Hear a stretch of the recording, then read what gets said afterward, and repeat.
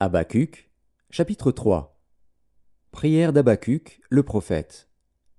Éternel, j'ai entendu ce que tu as annoncé, je suis saisi de crainte. Accomplis ton œuvre dans le cours des années, ô Éternel.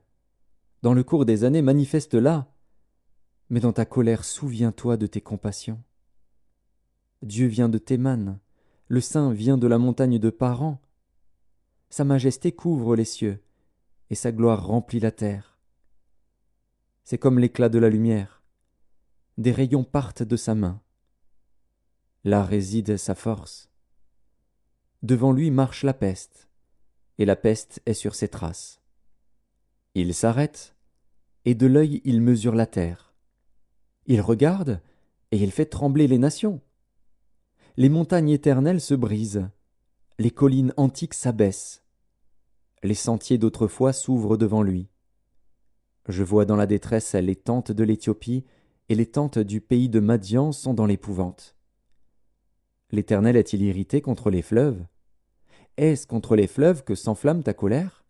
Contre la mer que se répand ta fureur, pour que tu sois monté sur tes chevaux, sur ton char de victoire? Ton arc est mis à nu.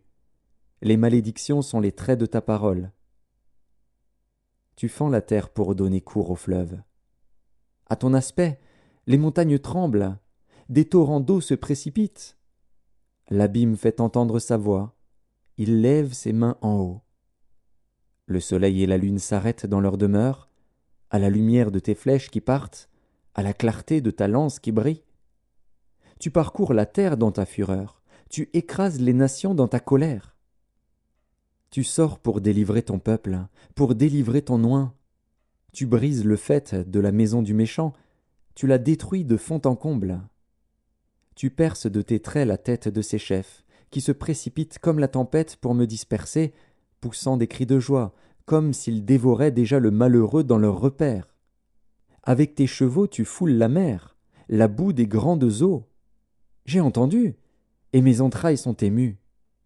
À cette voix, mes lèvres frémissent, mes os se consument, et mes genoux chancellent. En silence je dois attendre le jour de la détresse, le jour où l'oppresseur marchera contre le peuple.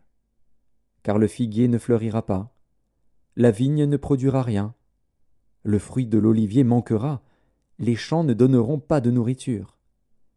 Les brebis disparaîtront du pâturage, et il n'y aura plus de bœufs dans les étables.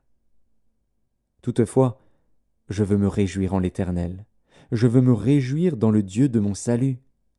L'Éternel, le Seigneur, est ma force.